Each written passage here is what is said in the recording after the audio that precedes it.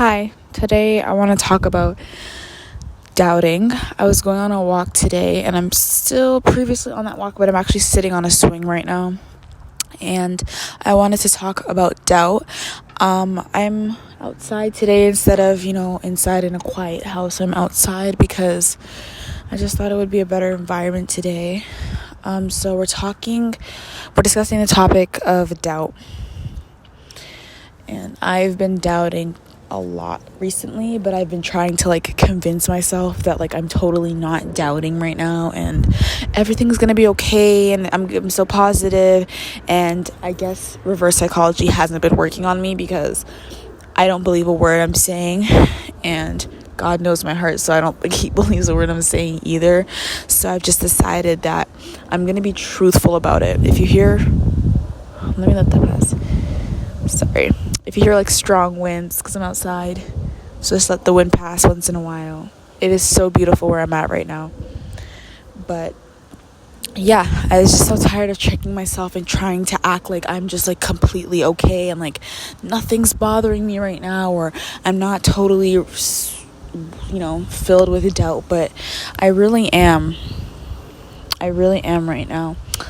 So I've been seeing a whole lot of videos on my timeline and, talking about how, your due season is here and the harvest is here. And I even was, doing a read one chapter and annotate Bible study. So it was where you pick a chapter or a verse and you just read it and you stop at every line and annotate it and, So I was doing that, and I even stopped at a verse that said, the harvest has ripened, the harvest is here. And it just said, look up ahead. The harvest is already here. So I've been getting so much, I've just been getting so much signs that I'm about to reap all that I've sown and all my hard work is going to pay off. And so I've been giving titles or labels for the month. So the month of August was the month of excitement. Okay. The month of September was the month of celebration. It's actually my birthday in September, so it fit perfectly. And the month of October is the month where you reap everything you've sown. So it's the month of harvest. And it's pumpkin season and fall, which is the most beautiful season ever. And so I was just so I'm so ready, because I know we've all kind of been in our waiting season around the exact same time. And I've been in my waiting season for 2 years, basically. It depends on what I was waiting for, but just waiting to finally unlock my purpose and be there to spread it and share it with the whole entire world. I've been here for 2 years waiting, so I've been pretty faithful during my waiting season, but doubt has been a big part of my waiting, and it shouldn't have been. And so I wanted to talk about doubt. So we're just going to touch on 3 things. By the way, I'm making a bookmark. I don't know. I just saw something on Pinterest and I was like, okay, I'm going to make a bookmark today. And it's just a wintry themed bookmark. And I really, really loved it. It was so pretty. And I love my nails as well. So it was really, really pretty. And I really, really loved it. So I was just making a bookmark. So let me know if you like it. But yes, so we're going to talk about doubt, and I'm going to touch on 3 things. So number 1, what is doubt? Number 2, how can doubt affect our relationship with God? And number 3, how do we push doubt aside and bring in faith? Okay, so to begin with number 1, which is what is doubt? Doubt is the absence of faith, 100%. You can't have faith in doubt. Our other episode, we talked about how faith and works go hand in hand, and you can't just have faith and then look for works, or you can't just have works and then look for faith.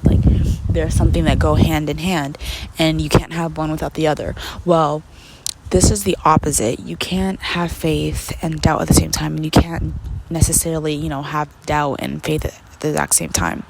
And so doubt is the absence of faith. It's just completely feeling, I feel it's completely feeling drained and feeling it's that whole entire feeling of I can't do anything right, or it's not working, or it's not going to work. And it's that feeling of fear. And I saw this quote from Michelle Obama, and it was I'm butchering it, I know I am, but it's fear is a feeling before it's like a result. Like like it's a feeling before it's a result. Like fear isn't actually a thing until you put your hands on it and allow it to become a thing. Okay, sorry if there's wind. Sorry. I'm just gonna like give it a sec.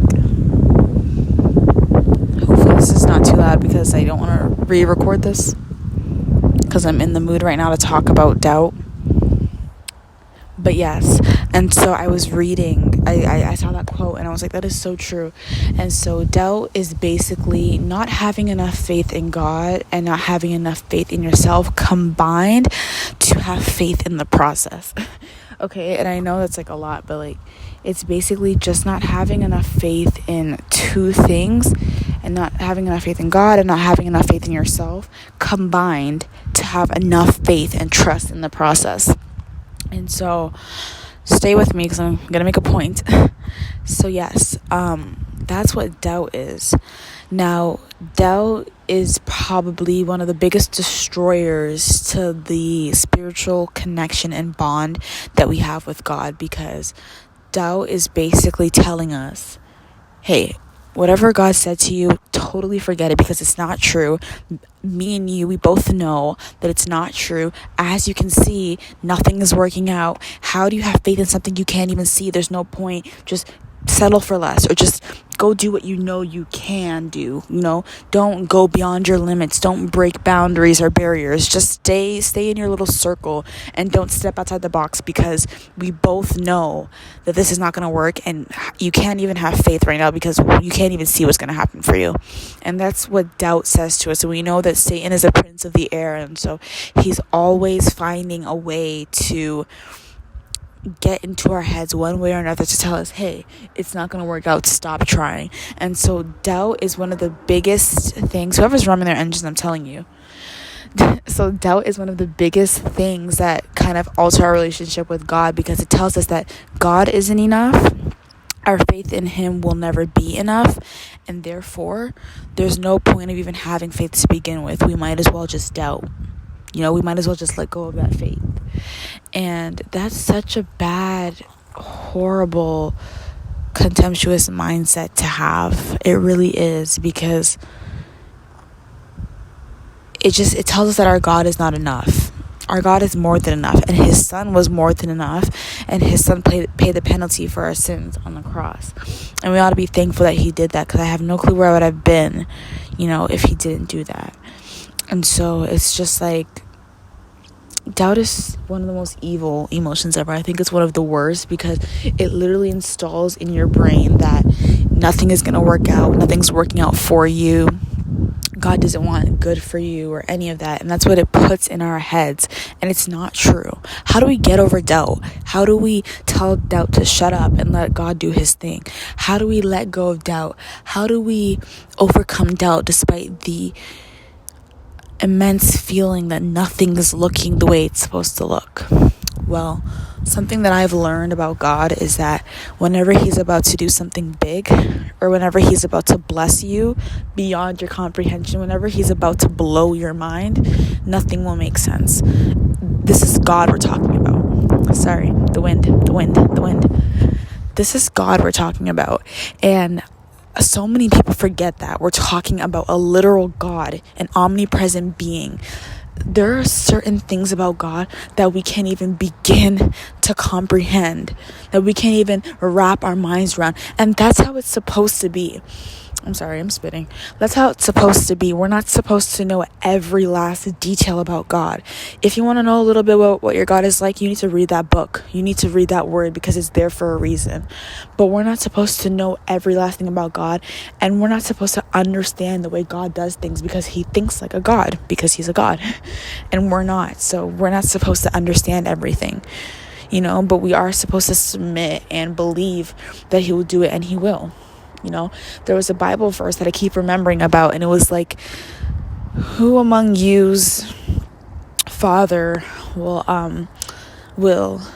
No son will ask his father for a piece of bread and he'll give him a rock, or he'll give him stone or a snake.